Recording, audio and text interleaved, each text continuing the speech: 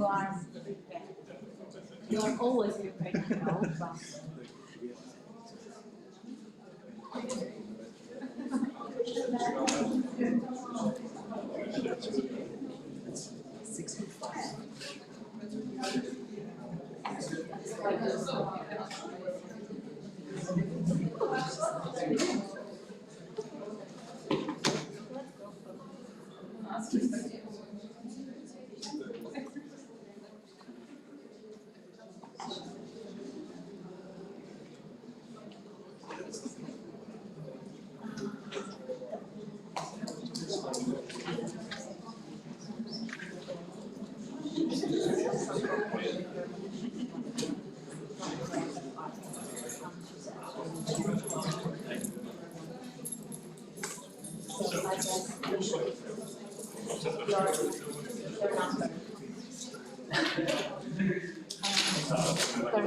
Cornelius, I start. Okay, I should be here. Dobre, tak dobrý večer všetkým, čo ste prišli, merali cestu. Good afternoon or good evening already to all of you who are here or perhaps online. We have today our second guest from Ukraine. She's an architect, she's an architecture historian, she's a friend of mine, if I can put it like that. Lina Degtyaryova, she's from Uzhhorod, a city which was in 20s and 30s actually part of the former Czechoslovak Republic, so she's really like one of us, if I can put it like that. And yeah, I'm very happy that she accepted our invitation. However, I'm very sad that she's not here in person, but the situation is quite complicated. And as Lina put it, she was also ill, so unfortunately she was not able to travel. But anyway, Lina, welcome. Thank you. Let's give Lina a small applause at the very beginning. And we are very much looking forward to your presentation because Lina told me that it will not be only about the history as I thought before, but it will be also about contemporary architecture. So I hope we will have a kind of overview of what is going on in Ukraine, which was not the case by the first presentation, so perhaps we will have it right now. So yeah, Lina, the floor is yours. Thank you. And please press the green button that you can see the presentation properly, and I will switch up the lights. Like this, or? No. Hi all. Is it okay now, or I need to press something more? It's good. Is it good? Okay.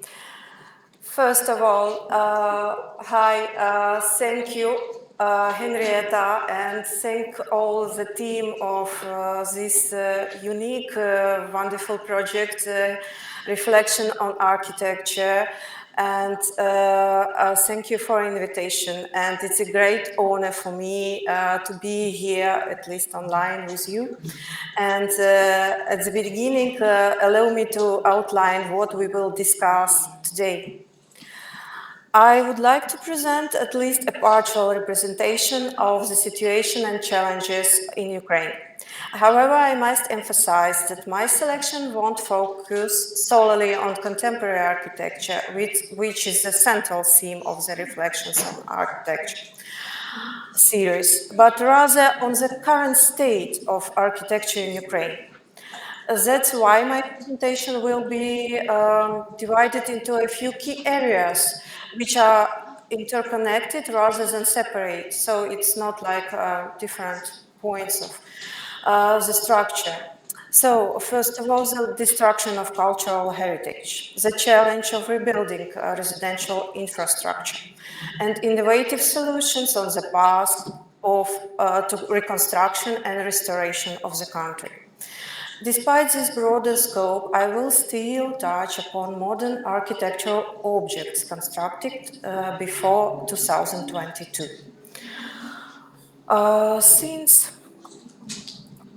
Since Russian missiles are aimed at destroying energy infrastructure, instilling fear, and exterminating the civilian population, strikes are often directed at the historical centers of cities. By hitting schools, hospitals, and museums, the Russians mostly destroy our architectural heritage.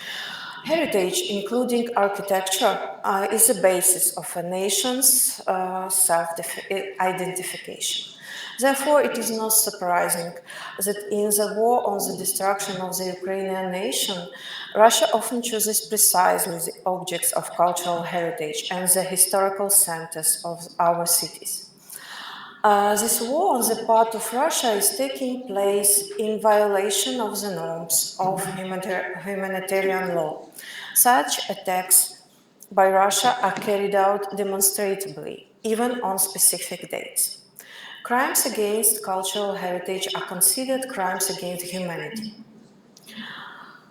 Since the beginning of Russia's war against Ukraine in 2014, and till now, 18% of our country's territory has been occupied, which is approximately 210,000 square kilometers. To put this into perspective, the area of Slovakia is 49 square kilometers. Since the beginning of the full-scale invasion in 2022, Russia has destroyed 1,147 cultural sites in Ukraine. Of course, this number is approximate. Also approximate are the numbers that UNESCO provide us. And the UNESCO statistics slightly differ due to the organization's specific verification process, which includes checks from multiple sources and different criteria regarding the definition of heritage site. The losses that the architecture of Ukraine is currently suffering reflect all pages of our history and culture, from the oldest antique architectural structures to those built in the second half of the 20th century. Currently, it is difficult to state anything, and even more so to describe this situation in the cities that are still under Russian troops' occupation. In these images, you can see just a fraction, a part of the destruction caused by attacks on peaceful cities in Ukraine. Among these cities are Kiev, Lviv, Odessa, where UNESCO World Heritage sites or complexes are situated, and Kharkiv or Chernihiv, whose heritage sites are listed on UNESCO tentative World Heritage list. They all, and especially Kharkiv, have suffered significant damage. But let me start with Lviv. In Lviv, there are about 2,000 architectural monuments of local importance. The UNESCO buffer zone is a protected zone of World Heritage sites with an area of more than 2,000 hectares. Almost all the sites of Lviv are situated here. On July 6 in Lviv, Russia targeted a residential complex in the UNESCO buffer zone with missiles. Ukraine has already appealed to the organization regarding the aggressors' actions. A year passed, and the building was fully restored with funds from the city authorities, from the city. However, at the beginning of the autumn this year, another attack occurred in the city, which the air defense forces, which are much better now than a year before, but still they didn't manage to handle all the strikes and handle it only partially. 9 people were killed and more than 20 historical buildings in the area of the railway station were destroyed and damaged. A few days later, after the tragedy, mayor of the city, Sadovay, contacted Medium. He posted it on his social medias and on official medias and called local and foreign businesses, large businesses, with an offer to participate in the project Take a Building under your care. And several private companies responded throughout the day, and their funds will be used to restore these buildings. This innovative move became one of the very inspiring aspects for Ukrainians during the war, and I think it's something very unifying for us. Odessa, immediately after Russia terminated the so-called grain agreement, which took place on July 2023, Odessa began to be subjected to massive missile strikes in combination with drone attacks. The shelling and subsequent fires caused extensive damage to various locations in Odessa. The affected sites were administrative buildings and office premises, apartment buildings and educational institutions, lyceum and kindergarten and vehicles. The center of Odessa was included in the UNESCO World Heritage just half a year before this missile strike. And as a result of the damage to more than 10 architectural monuments of Odessa, the City Council also appealed to UNESCO with a request to consider the issue of depriving Russia in membership of this organization. Dozens of cultural heritage objects were permanently destroyed or mutilated after the Russians blew up the Kakhovka hydroelectric power station. 6 museums, 10 libraries, 16 archaeological monuments, and 18 architectural monuments, mainly located in Kherson and Nova Kakhovka, were in the flooding zone. Now, Nova Kakhovka is still occupied and being destroyed.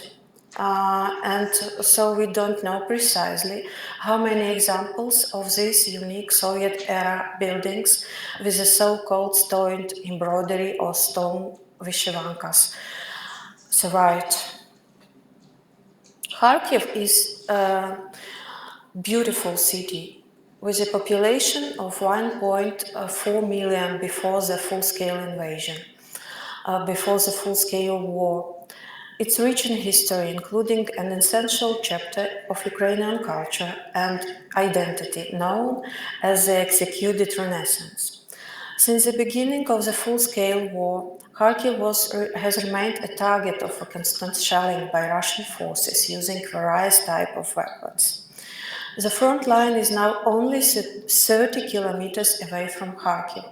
So just imagine how people in Kharkiv live now, when notifications of incoming shelling can arrive 13 seconds after impact, meaning the air defense system cannot provide advance warning. One of the most massive bombardments occurred at the beginning of 2024, destroying 62 historical buildings. Maybe Evgenia Gubkina, Zhenya Gubkina will tell you more about this city and its remarkable architecture, particularly about modernism.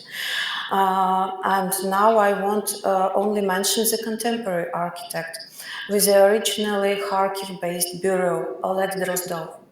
He introduced characteristic modern rational objects in the city's fabric in the early 2000s and 10s and 2000, well, till now, till 2022.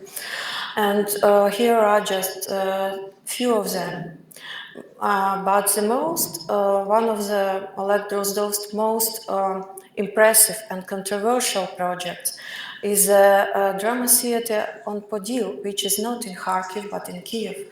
And it's located on Kiev's beloved and historically significant Andreevsky descent. A favorite among tourists and locals, this modern design sparked intense debates among experts and public alike. The building's distinctly minimalist style was met with sharp criticism, particularly from those accustomed to the historical and pseudo-historical architecture prevalent in Kiev. However, the city adheres to the principle of the Venice Charter, which advocates for creating contemporary architecture in historical centers without imitating previous architectural styles. This approach, while divisive, aligns with international standards for preserving in the integrity of historical spaces while fostering modern urban development.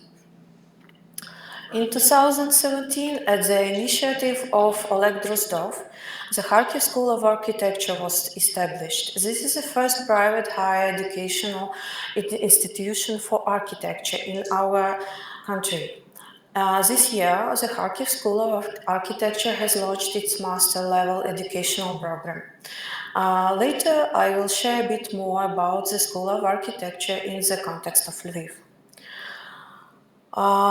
If Kharkiv is the fortress closest to the front line, one of the biggest actually city closest to the front line, then Dnipro is the first major hospital that is relatively safer than Kharkiv. This million-strong city is also under constant shelling. Its multi-layered historical architecture was significantly enhanced during the years of independence, primarily by architect Alexander Dolnik.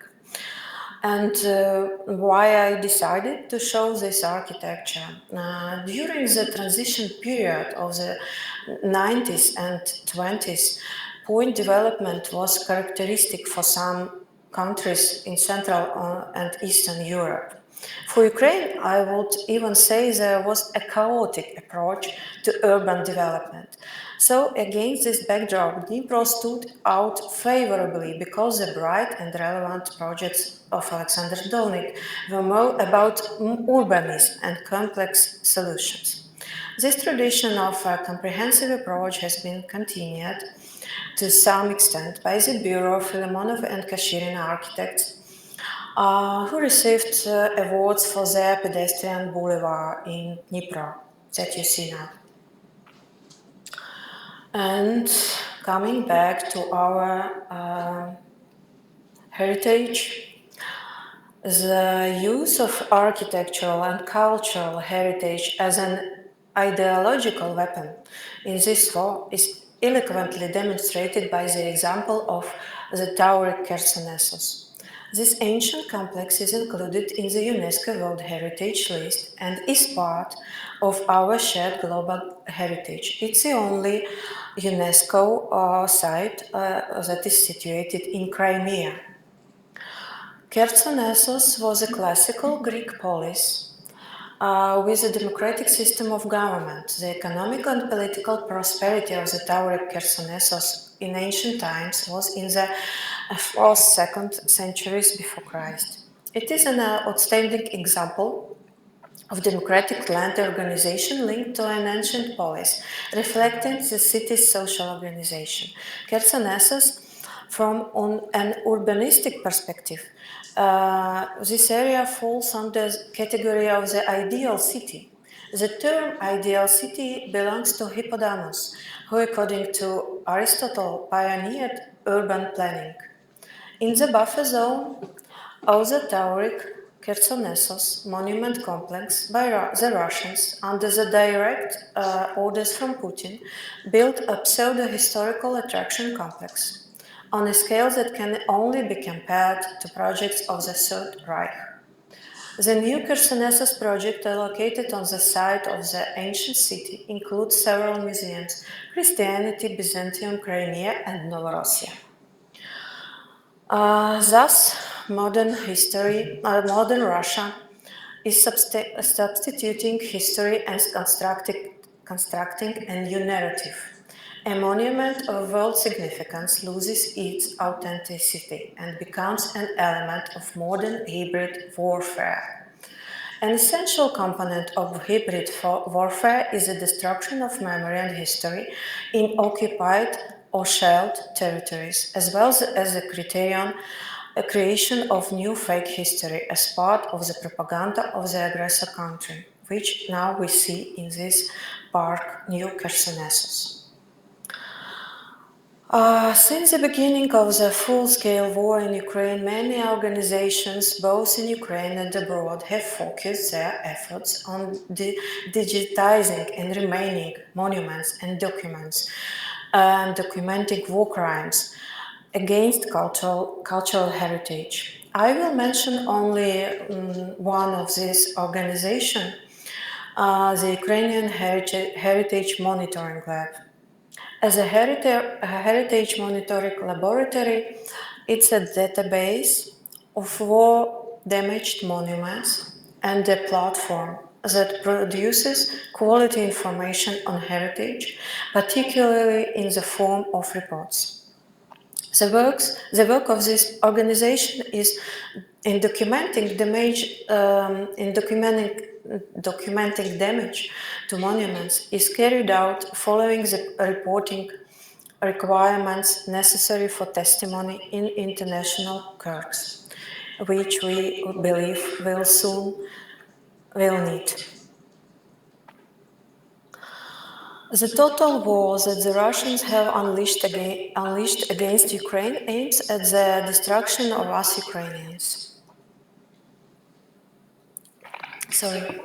Their attitude towards the nation and civilians once again reflects this approach, the approach to cultural heritage and the country's housing stock.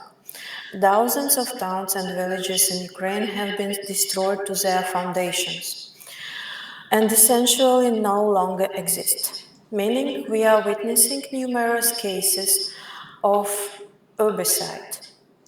After the Yugoslav wars, urbicide began to emerge as a distinct legal concept in international law. Currently,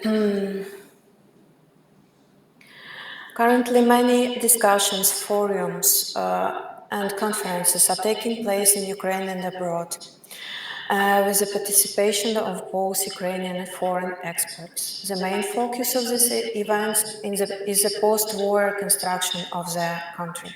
In some cases, as experts and certain studies suggest, not all cities that have been wiped off the map will be rebuilt or restored to their pre-2022 condition.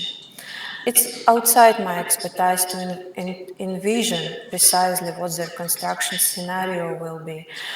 Still, we all understand that it must be flexible and tailored to the specific case of each city and region.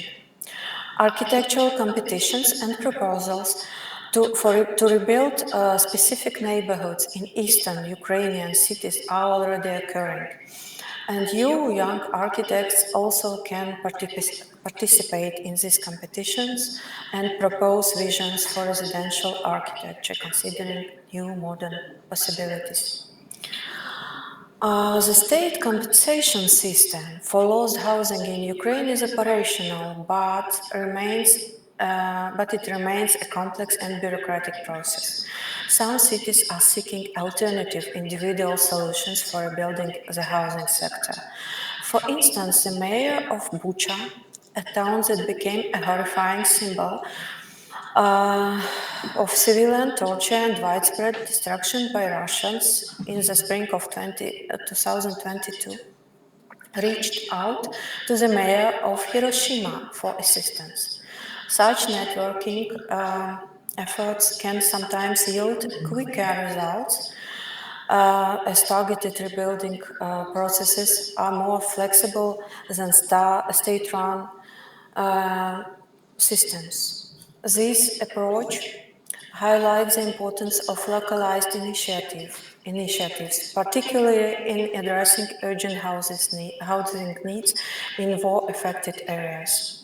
Some of the objects of social infrastructure that were absolutely completely destroyed are passing through processes of reconstruction or renovation and now it's possible to put to make them better, in a word. One of the examples is the renovation of the Kharkiv complex of Kharkiv Lyceum by the Bureau IK Architects, which is founded by Katerina Yarova, our young and very successful architect. Providing housing for hundreds of thousands of people who have lost their homes or become internally displaced due to danger in their native cities remains a top priority of the civil sector of the state's tasks. Social housing is often built in the form of temporary modular homes. However, this does not address long-term perspectives. Of course, during these almost 3 years of full-scale war in Ukraine, architects have been working also on creating temporary facilities, including modular housing. As the front line advances in the country's east, more modular towns are emerging in the West. Here is a new example for internally displaced Ukrainians in the Transcarpathian region, specifically in Tyachiv, built with the funds from Caritas Czech Republic and the Slovak organization People in Need. So many thanks for this. War affects all aspects of construction, includes the choice of materials, of construction materials. Often unexpected or cost-effective solutions emerge as a result. This can include reusing materials from damaged buildings, exploring locally available resources, or opting for faster and more sustainable construction methods to meet urgent needs. These adaptations help address challenges in rebuilding while optimizing limited resources in a crisis. An essential aspect of constructing user housing in Ukraine is using ecological and natural materials, as Berlin gallerist Adrian Heller emphasizes. This approach would be relevant for the construction of small private homes. Hempcrete or hemp lime has high thermal insulation capacity, fire resistance, and is environmentally friendly. What is particularly important in the current Ukrainian reality is its lower trauma risks compared to concrete. Panels made of hempcrete can stop bullets and small shrapnel. They do not injure a person when they break apart because they are light and crumble. So these are one of the challenges that our architects also face now because they need to choose particularly relevant to the current situation in Ukraine materials also. Undoubtedly new for Ukraine, but not for the world, is the approach of circular construction introduced by a grassroots initiative in Kharkiv. The private company Zero Waste Yard has been collecting raw materials for recycling. The active destruction of housing in the Kharkiv region has compelled them to act even more responsibly in the social direction. They have been working on a pilot project for a year to collect construction and finishing materials and interior elements such as tiles, windows, and doors from objects destroyed due to shelling. This example of circular construction allows for savings on materials and is environmentally friendly.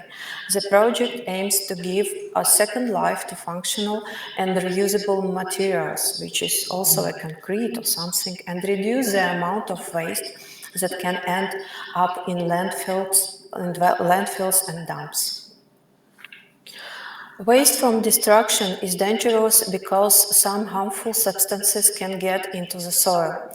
The municipal waste management company, also based in Kharkiv, of the Kharkiv City Council, was the first to start shredding construction waste from destroyed buildings. So we see like also circular construction, especially with concrete. So they use waste from destroyed buildings, and then these materials are used to make fresh concrete. And what about western part of Ukraine? The war dramatically changed not only those cities that had become targets of air attacks and battlefields. In a few years, we may not recognize cities in the relatively safe west of Ukraine. The relocation of a large number of people who have lost their homes or are forced to flee from streets to life to conditionally peaceful cities creates excessive demand for multi-apartment housing architecture, which is not bad, but given the challenges and colossal demand, I can speak from the experience of Uzhhorod, and I assume that this experience is similar to Ivano-Frankivsk, Rivne, and other cities. The architecture being built is not of high quality, both in terms of design and the use of materials and technologies and comfort of living, and even more so in terms of modern functionality. Often it is quick and thoughtless commercial construction. A key player in the process, the developer, is not the state but private capital, which often, unfortunately, only thinks about profit. In the case of Uzhhorod, several instances violate ethical norms, exploiting gaps in legislation to fulfill the ambitious whims of developers. This is far from social housing, priced out of reach for the minority.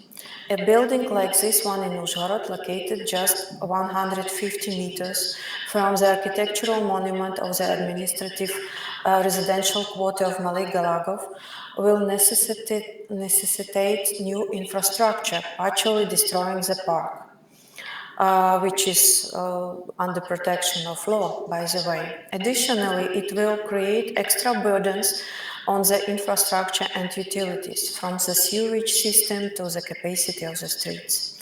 However, people buy safety and don't much care about quality in Uzhhorod and other similar relatively safe cities. So the demand only continues to grow. And more positive things, which is not positive on this like roots why it was this architecture was constructed, but the way how it's constructed, for me it's very positive and very nice example. In general, when the challenges in the country are so urgent and aimed at addressing the issues of housing, treatment and rehabilitation for thousands of wounded and war-affected individuals, architectural projects naturally become tools that are as functional as possible.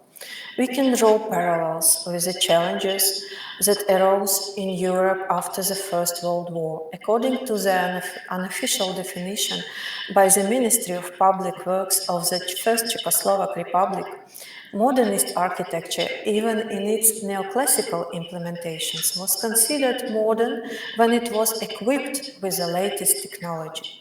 Similarly, in Ukraine now, medical facilities for rehabilitation and, in some cases, housing are being developed according to the best global standards of technical equipment. And the architecture reflects its contemporary content in a rational, modest way. An example of functional architecture can be the so-called ecosystem of the unbroken. At the National Rehabilitation Center, Unbroken, wounded military personnel and civilians undergo high-tech surgeries and prosthetics. For the comfort of movement for doctors and patients, the architects connected the old socialist surgical pavilion with the reconstructed rehabilitation pavilion.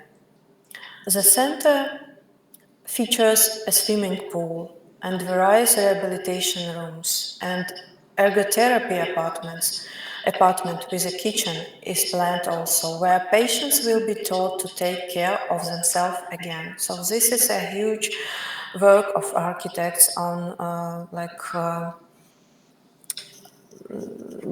make these spaces more comfortable and unbelievably modern, contemporary. You can search for this rehabilitation center on Broken's website and what is online, and see what materials were used, how this also, you can say, very modern and ecological materials were used in these two floors that were built under the old pavilion. The network of unbroken facilities is aptly called an ecosystem. It includes not only individual rehabilitation pavilions and housing in Lviv and its surroundings, but also a radical reconstruction of the street network of an entire neighborhood. And as you see, part of the future pavilions of this ecosystem unbroken will be is designed by Pritzker Prize architect Shigeru Ban.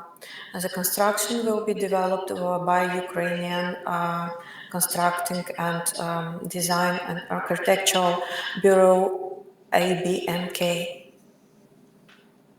And also in this ecosystem unbroken, we can say about very important point of social housing. The social housing commissioned by the local government of Lviv is a very healthy example of responding to the challenges of war.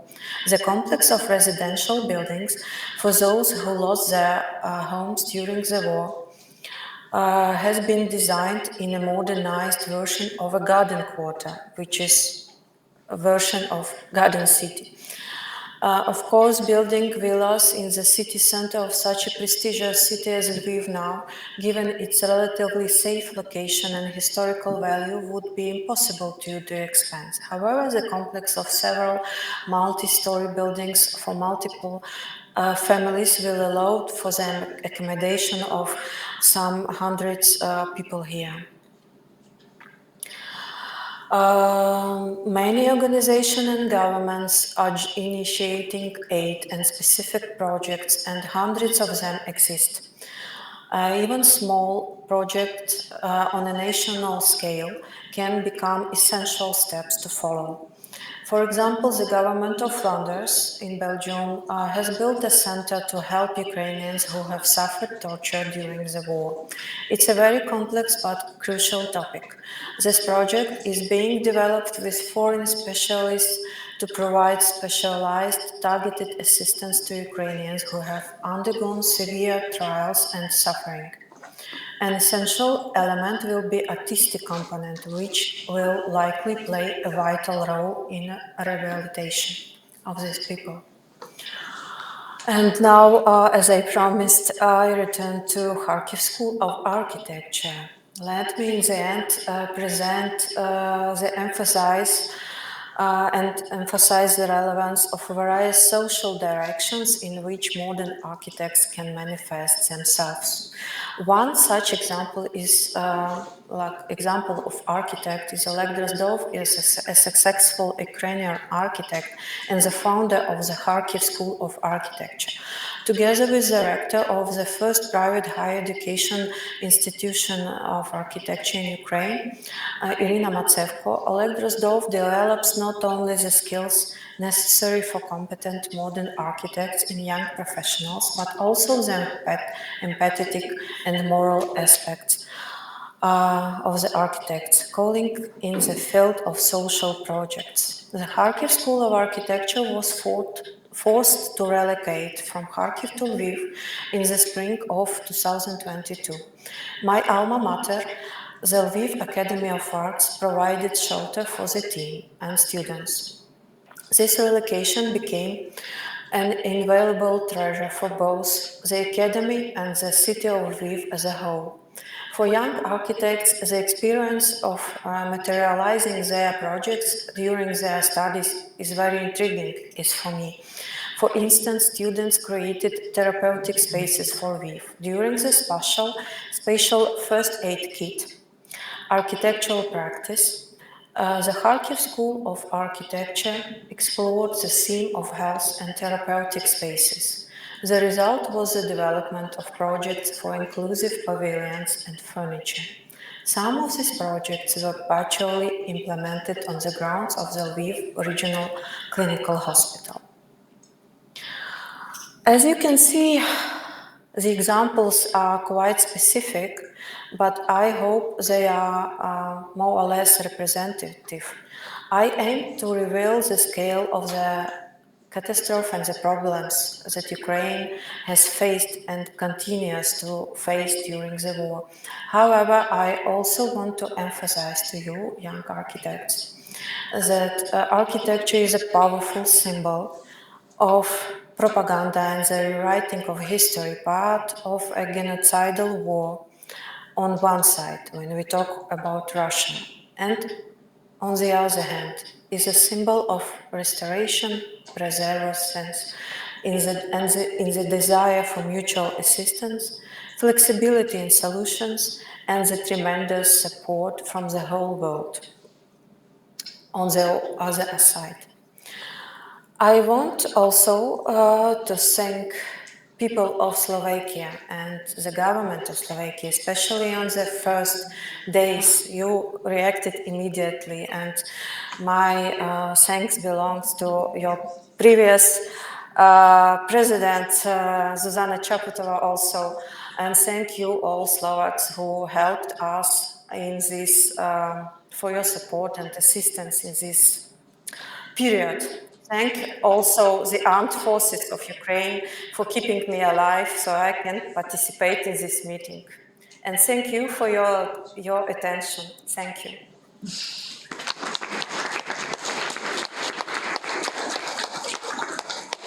Lina, thank you. It was really amazing what you told us, and I already saw a kind of unfortunate parallels between our two countries. We are not at war, but we are facing a kind of cultural war. So we have quite a lot in common. Yes, but yes, I know. I will put on the words. Yeah, sorry for your eyes. But then you can see our students, and I'm quite sure they will have questions for you.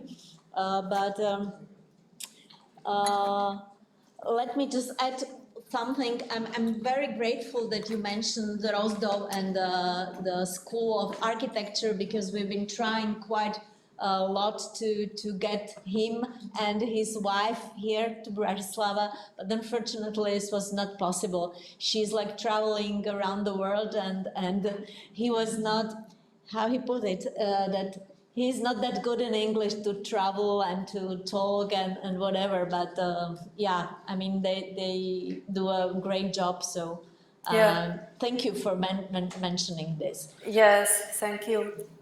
So, questions from the side of our dear audience? You need some more time? Oh, Dajte mi aj prosím vás nejaký mikrofón. Nie, môžete Není treba, hovoriť, môžem ale povedať. musíte hovoriť po anglicky. Dobre, ja rozumiem. Dear Lina, it's pity that you are not here. Yeah. But maybe next time. I would like to thank you for your interesting presentation. Maybe you remember me, we met in Uzhhorod 5 years ago when I was making presentation of my book, The Czechoslovak World in Latvians.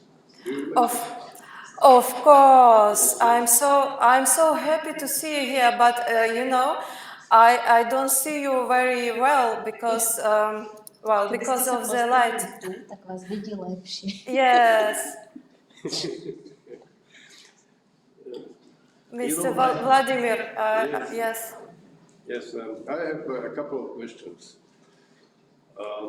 Number one, you remember some years ago there was idea of including Mare Galago in Uzhhorod in the list of cultural heritage of UNESCO. Yes. You told me about it 5 years ago, but what is the situation? Is it this idea is still in the air, or it can be happen that Mare Galago will be as important cultural heritage will be included in the list? This is number one question. Number two, do you think about continuing mapping or mapping heritage modernism in other Carpathian Ukrainian cities like Mukachevo or in Khust or Solotvino? Because there is not only Uzhhorod, there are other cities, you know, and maybe you are working on it or your colleagues. And number three question is, what is the outcome of reconstruction of the Uzhhorod cinema? You remember, it was before, during Czechoslovakia, it was called Passage Cinema. Batya Passage. Passage, yes. And, Yes. because it has been closed some 15 years already. When I was in Uzhhorod last time, it was still not open. What will be there?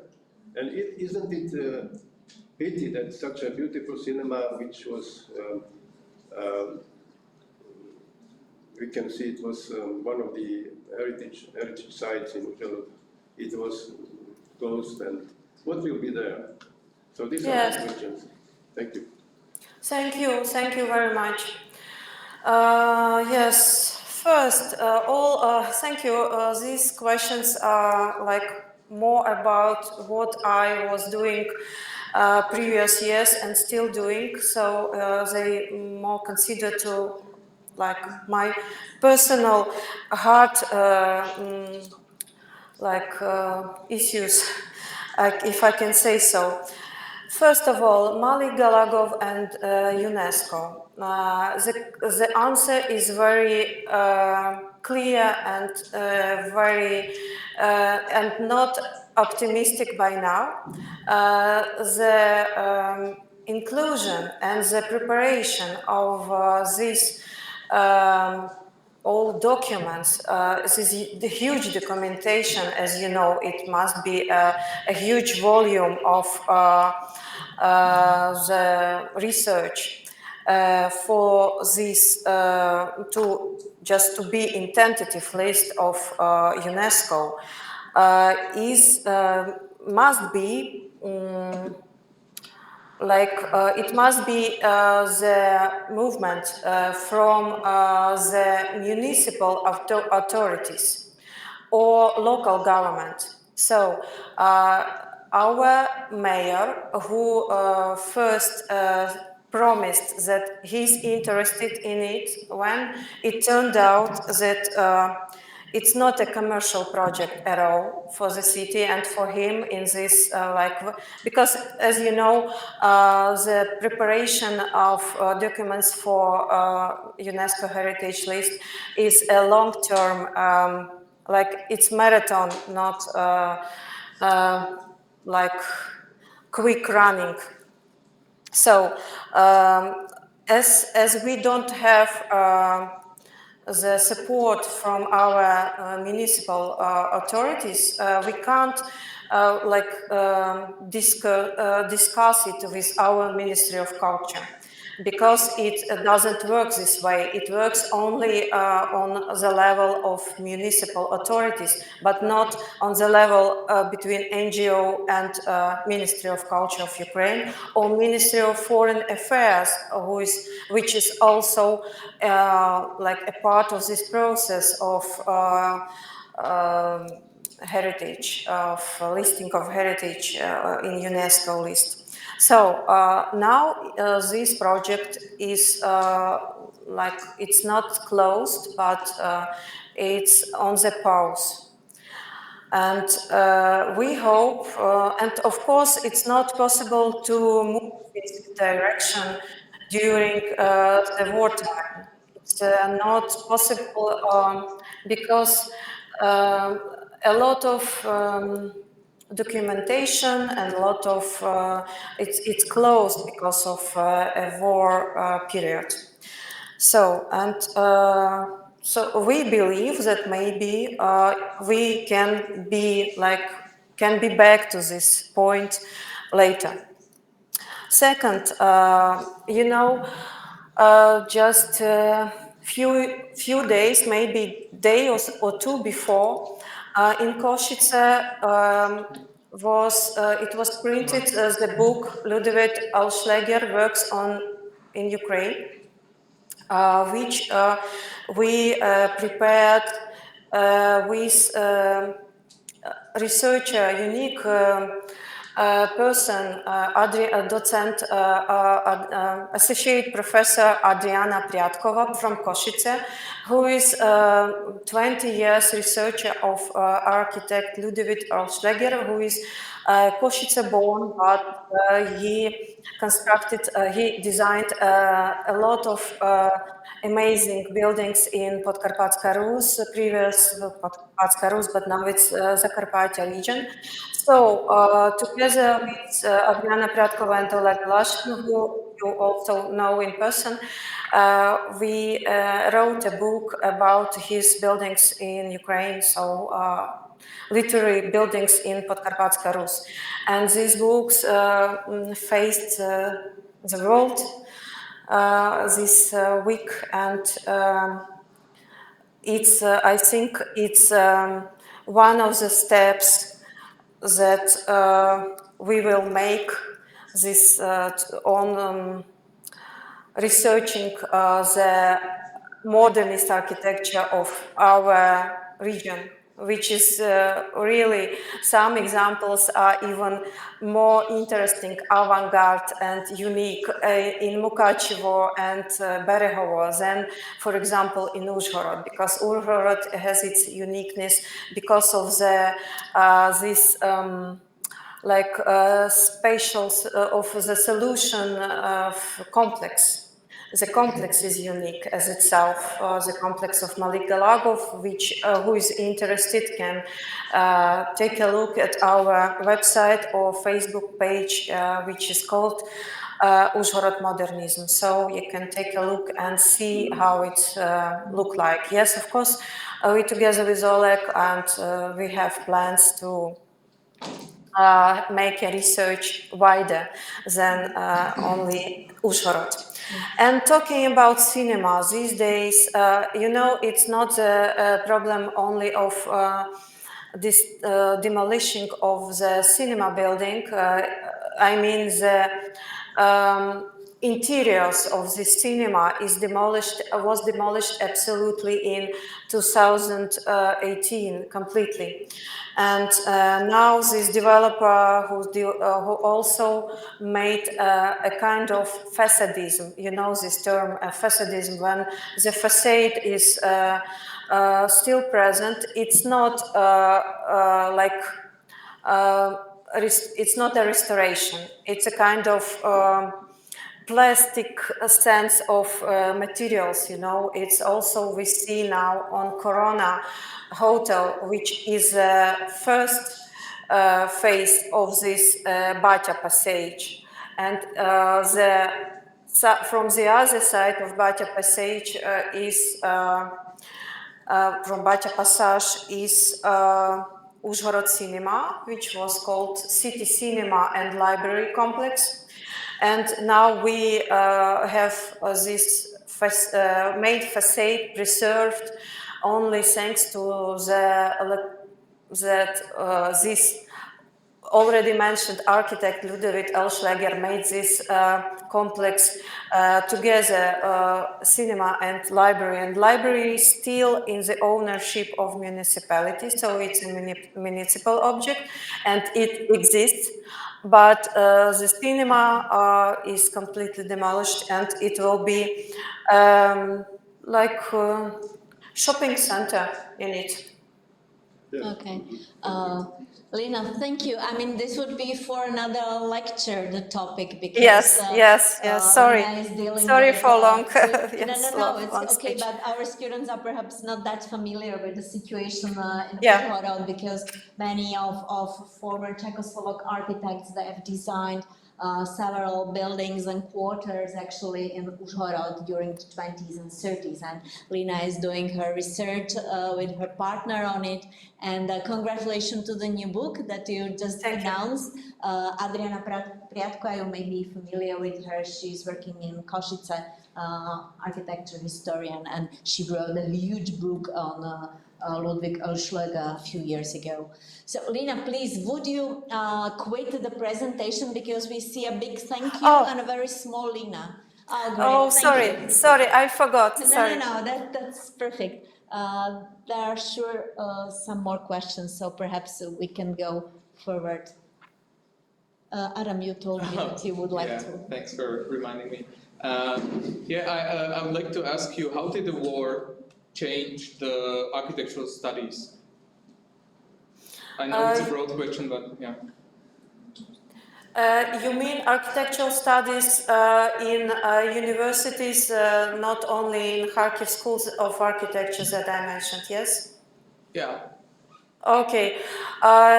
Honestly, I can't answer your question because I teach the history of architecture, not I teach the history of architecture and contemporary art in our cultural studies department of in Uzhhorod, and honestly, I don't know the situation in Lviv or Kiev. I don't know how it's changed. I only know that more than a year, maybe 2 years, all studies were online. So, summarizing with lockdown, COVID, there are some students who never met themselves in person. Because some of universities, of course, they are in cities like Lviv and Kiev, and it was indeed dangerous to go for lessons. But I'm sorry, I can't answer about this situation. But perhaps a kind of additional question to this, because for our students it's probably out of imagination how it is to go to school each day and parallelly to have a war in the country. For us as well, I mean, not just Yeah, of course, for us as well, for me and you. Yeah. So when you consider your students, for example, you have still, like, are the boys still there, or are they already in an army, or what's going on, like, on this very, let's say, personal level? If I may ask like this, perhaps it's completely stupid. Yes, of course. Thank you for this question, both questions as well. I know that student from Kharkiv School of Architecture, he went to, like, he was a soldier in, he's not a soldier, he's architect, but he went to our, maybe you heard this term, territory self-defense warriors who are now they are the part of Ukrainian armed forces, but at the beginning they were like territorial defenses. and he died. He was killed on like 2 weeks after the beginning of the full-scale war in near Kharkiv, defending Kharkiv. And also a lot of students of our university are also like fighting in this war. And I can say this year a lot of students, and not only men, not only guys, but also women, they left. We see it, we feel it, that a lot of students, young people are leaving Ukraine and studying abroad. I think you also mentioned it in Slovakia mostly, yeah? And we have few of them here, of course, yeah. Okay, but I will now give the floor to students. Questions from your side, please.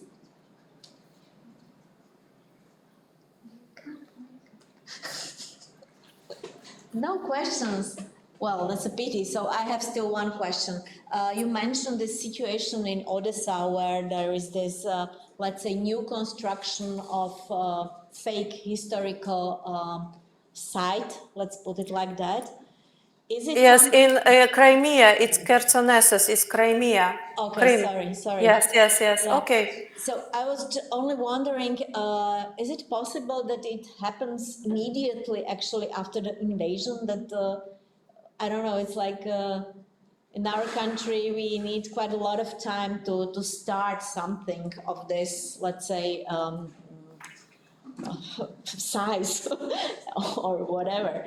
And so they must been like the Russians, they must been prepared for this already before the invasion, no? To start it like, so this was a kind of plan to.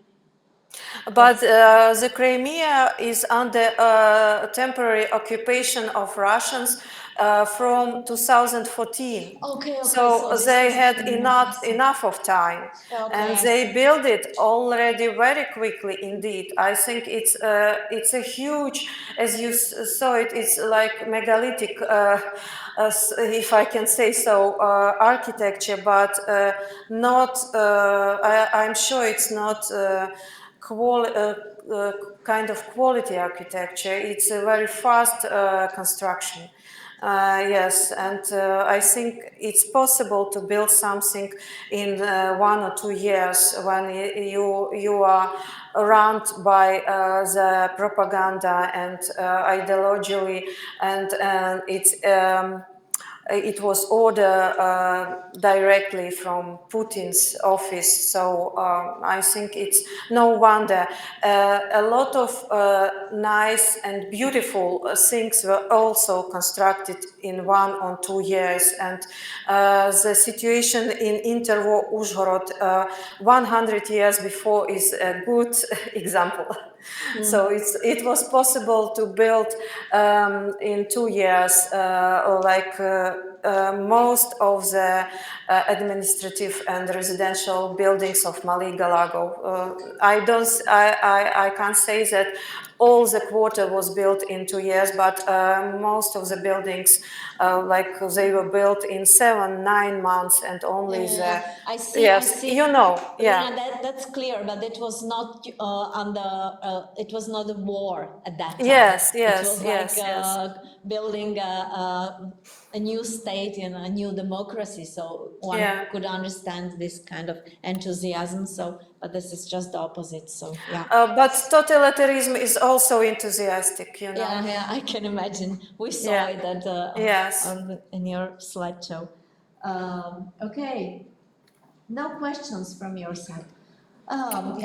We are lucky to have Brian. Yes. Your name. Yes. Thank you. Just 2 questions. How is Mr. Oleg, what he is doing now, Olashin? Yeah. And number 2, when you will come finally to Bratislava? Sorry? When you will come to Bratislava to make a lecture?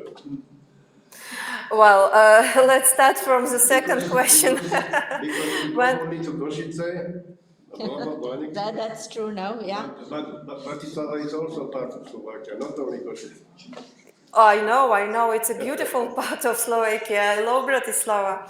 I had this luck to visit Bratislava several times, but now I couldn't travel. And also, I believe that there will be chances, but I don't know when. Oleg is fine as far as I know, and he like finished. We together finished this book, and he also made amazing design of this book. So yes, we were in contact. Yeah. You mean about Mr. Orschlager, yes? Yes. I see. So my best regards to him, please. Thank you so much. Okay, I guess our students are today a little bit like not in the mood to ask questions, so I would like to thank you once again, Lina. It was really great to hear all your presentation and see what's going on in Ukraine. We are wishing you all the best and keep fingers crossed that the war will be over soon with you as a winning side. So Thank you. have a nice evening and greetings to your colleagues as well. So, Thank you so much. Thank you for being here. Thank you.